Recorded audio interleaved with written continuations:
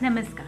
How are you all doing? This is me, Nehaa Goyal from Nehaa Goyal Dream Reading on this beautiful day.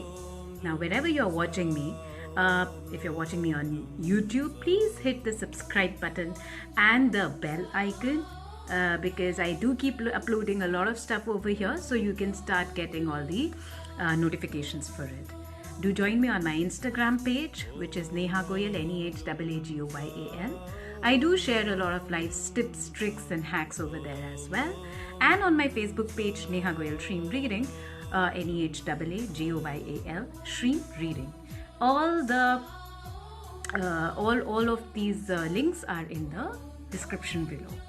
So, what I wanted to speak about today is something which actually came to me from my own journey.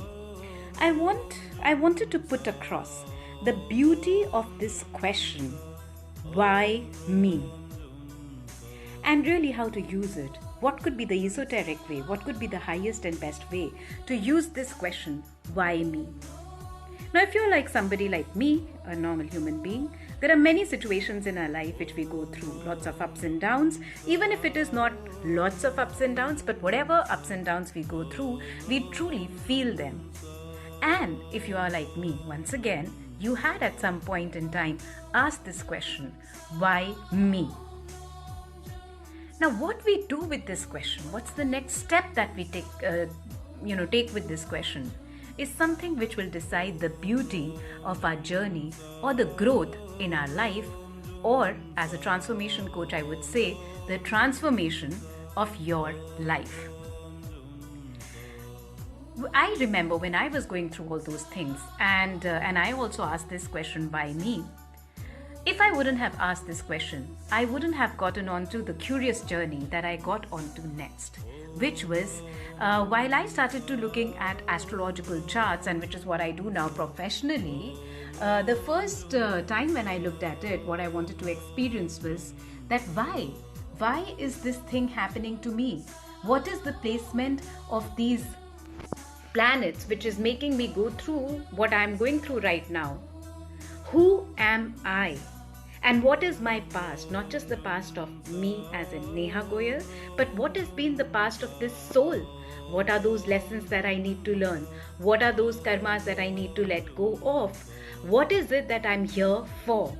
And when I say that, what am I here for? I don't mean some higher purpose, or I did not really have that in mind that I will someday break through and the world will look at me. But just from the aspect that something at the back of my mind kept telling me that you're not here to suffer. That's not the only reason why you're here. You are here for a purpose which is unique to your own soul growth. And to find out that purpose, it is very important to know who are you and why are these things happening to you. Suddenly, when you ask this question from a place of empowerment rather than the victim mode. So what is the difference between asking this from a space of empowerment in comparison to a victim mode? Victim mode is what at least I was at some point in time, wherein what I was really asking was, oh my God, why is this happening to me? And then I approached people whom I thought had my answers.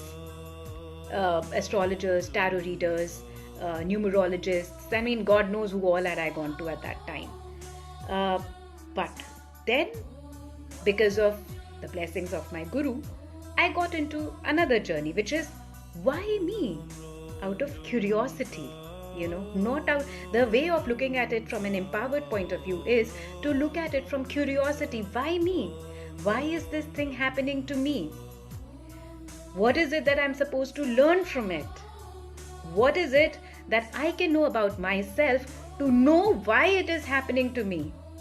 What are those changes that I can bring in myself and in my life to know why it is happening to me, and thus do such actions that they do not become my future?